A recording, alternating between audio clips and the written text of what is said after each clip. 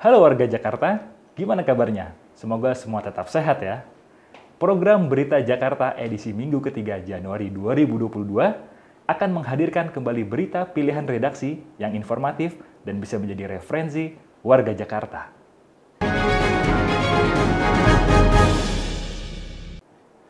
Untuk berita pertama, Gubernur DKI Jakarta Anies Baswedan meluncurkan beras fortifikasi dengan merek FS Nutri-Rice. Beras produksi salah satu BUMD Pemprov DKI ini telah melalui penelitian sehingga memiliki kandungan gizi yang tinggi. Gubernur DKI Jakarta Anies Baswedan meluncurkan beras fortifikasi dengan merek FS Nutri-Rice. Beras fortifikasi yang diluncurkan kali ini merupakan kolaborasi dari salah satu BUMD Pemprov DKI, PT Food Station Cipinang Jaya, bersama Badan Riset Inovasi Nasional dan PT Sumber Alvaria Trijaya. Peluncuran beras jenis ini sebagai upaya dari Pemprov DKI Jakarta dalam peningkatan gizi, percepatan penurunan stunting, dan anemia. Dan hadirnya FS Nutri-Rice ini harapannya nanti bisa memberikan solusi. Kita berharap ini nanti bisa menjangkau lebih luas lagi. Dan lewat program-program subsidi kita yang ada penyiapan beras, saya berharap beras ini yang menjadi beras yang disalurkan untuk masyarakat. Nantinya, selain dipasarkan melalui minimarket, beras FS Nutri-Rice juga akan didistribusikan melalui skema bantuan pangan non-tunai, pemegang kartu Jakarta Pintar, Posyandu, program sarapan pagi anak sekolah TK hingga SMP, dan beberapa program sosial lainnya. Tim Berita Jakarta melaporkan. Dharma Wanita Persatuan Pemerintah Provinsi DKI Jakarta mengunjungi pabrik pengolahan daging ayam di kawasan industri modern Cikande, Serang, Banten. Kunjungan ini dimaksudkan untuk mengetahui secara langsung proses pengolahan daging ayam yang produknya juga dipasarkan untuk warga Jakarta tersebut. Sebab dalam prosesnya, produsen harus memenuhi pedoman aman, sehat, utuh, dan halal. Peserta kunjungan pun mendapatkan penjelasan rinci dari pihak produsen dari proses pemotongan ayam, pengolahan, hingga pengemasan dan distribusi. Kegiatan hari ini adalah kegiatan perdana Dharma Wanita Provinsi DKI Jakarta di tahun 2022. Di sini kami mengajak para ketua Dharma Wanita SKPD dan 5 wilayah untuk datang ke PT Caron Pokpan untuk melihat proses pemotongan ayam atau unggas, di mana kita bisa melihat di sini unggas-unggas yang dipotong secara mengikuti secara higienis ya. Tim Berita Jakarta melaporkan. Warga Jakarta sudah tahu semua kan saat ini program vaksin dosis ketiga atau booster sedang berjalan. Pemerintah Provinsi DKI Jakarta secara masif menggelar kegiatan vaksinasi ketiga baik di fasilitas kesehatan maupun langsung tengah pemukiman masyarakat. Seperti yang dilakukan Puskesmas Kecamatan Palmerah, Jakarta Barat yang langsung membuka pos vaksinasi hingga 27 Januari 2022 di Rusun KS Tubun. Puskesmas Kecamatan Palmerah, Jakarta Barat, menggelar vaksinasi dosis ketiga atau booster kepada masyarakat di Rusun KS Tubun, Kelurahan Kota Bambu Selatan. Untuk menambah kekebalan komunal dari virus COVID-19, pemerintah Provinsi DKI Jakarta terus mempercepat vaksinasi dosis ketiga. Di Rusun Kota Bambu Selatan, vaksinator dari Puskesmas Kecamatan Palmerah menyiapkan 2.000 dosis vaksin anti-COVID-19. Tidak hanya untuk masyarakat ber-KTP Jakarta saja, mereka yang dari luar daerah pun diperbolehkan vaksinasi di tempat ini asalkan telah mendapat tiket untuk vaksin ketiga di aplikasi Peduli Lindungi. Vaksinasi booster di Rusunawa ini merupakan kolaborasi antara Puskesmas Kecamatan Palmerah dengan Bank Sentral Asia atau BCA. Nah, niatannya adalah BCA membantu pemerintah dalam rangka percepatan pelaksanaan vaksinasi booster di Kecamatan Palmerah. Jadi ini pesertanya tidak dibatasi hanya Kelurahan Kota Bambu Selatan, tapi seluruh warga bahkan bukan hanya Kecamatan Pamer tapi seluruh Indonesia.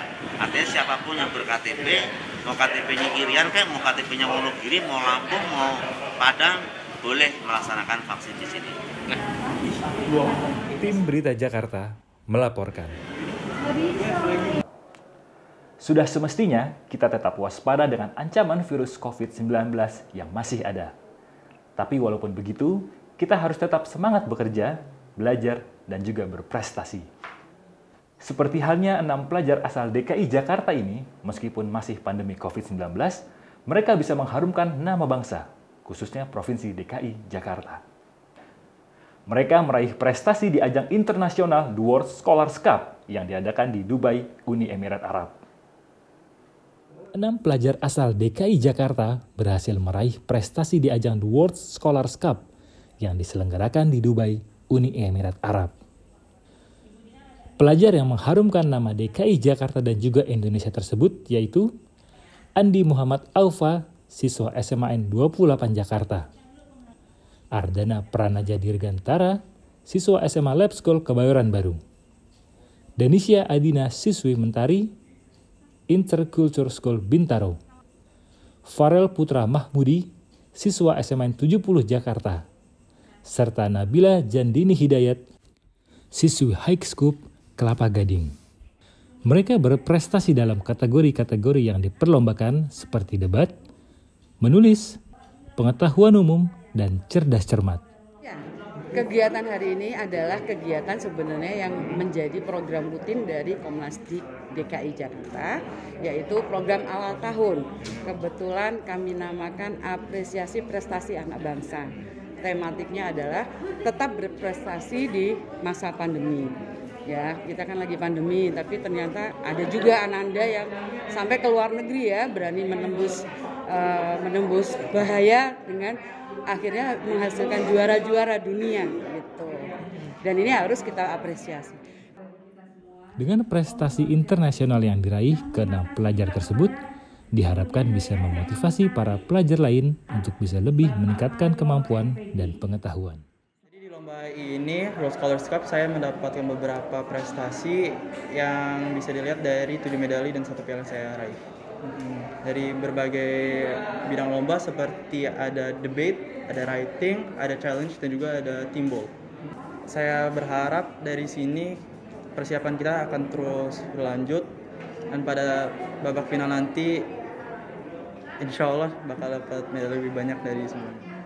Nantinya ke-6 pelajar ini akan dipersiapkan dalam ajang final lanjutan di Tournament of Champions di Yale University, Amerika Serikat pada November mendatang.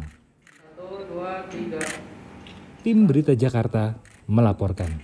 Semangat. Untuk menambah semangat di tengah pandemi ini, ada satu lagi informasi dari tim liputan yang mungkin bisa menjadi inspirasi warga Jakarta. Ini tentang bagaimana warga Jakarta bisa memanfaatkan lahan yang luasnya terbatas untuk budidaya ikan. Kita lihat liputannya. Lahan yang terbatas tidak menjadi masalah untuk warga Jakarta yang ingin membudidayakan ikan dalam jumlah yang banyak. Hal ini telah dilakukan oleh petugas penanganan sarana dan prasarana umum Kelurahan Grogol Utara, Jakarta Selatan. Dengan sistem bioflok, mereka membuat kolam-kolam dari bahan terpal dengan diameter 2 dan 4 meter. Di setiap kolamnya bisa diisi bibit ikan hingga 2.000 ekor. Bioflok sendiri merupakan sebuah sistem yang menumbuhkan mikroorganisme di dalam kolam. Fungsinya untuk meningkatkan kadar nilai dalam pencernaan pakan yang diberikan ke ikan. Ikan-ikan bisa dipanen dalam periode per 3,5 bulan. Setiap panen, petugas PPSU Grogol Utara bisa mendapatkan ikan dengan berat mencapai 150 kg.